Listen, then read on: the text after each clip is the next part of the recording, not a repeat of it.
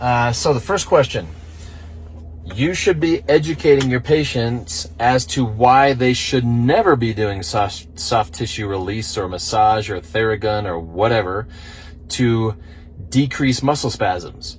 Muscle spasms are a symptom of neuromuscular dysfunction. As a medical professional, you should be reversing that and educating your patients why and how you're reversing that, and also educating them as to the exercises they should be doing if that muscle spasm returns. Because if all they're doing is soft tissue release, they will get immediate relief. They will also get long-term muscle spasm that returns. And that's why they keep on rolling and they keep on rolling and they keep on rolling, and they don't get any better, but they keep on doing it because they are the lay person that does not have a medical degree and they're not a medical expert. That's what you're supposed to be. And if you're not educating them because you don't understand that, you need to learn that.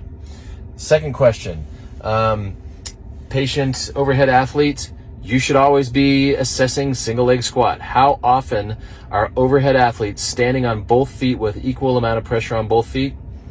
Pretty much never. If you are not assessing the stance leg of a baseball pitcher when they have scapulothoracic issues, you're missing the boat, because if they're unstable in that lower extremity, where do you think they're going to start to try to generate their power from?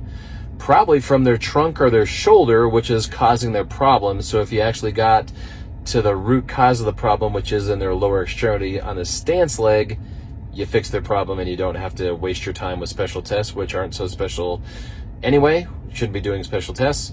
And passive range of motion assessment is not going to get you to the root cause.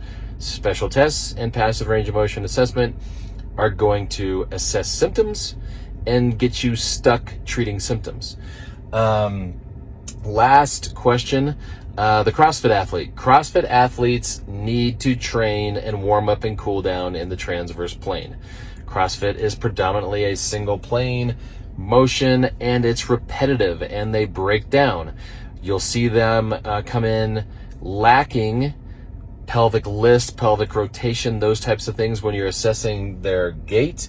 They have a hard time getting into the transverse plane because they don't train the transverse plane. So you need to be training that and teach them how to warm up and cool down with the transverse plane.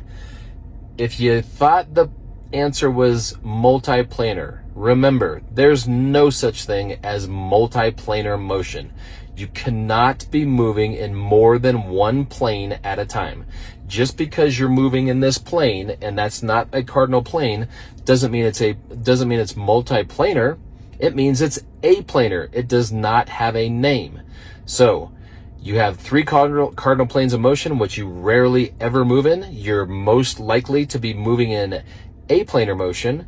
And when you have an injury or pain, it's because of lack of transverse plane motion and stability and strength.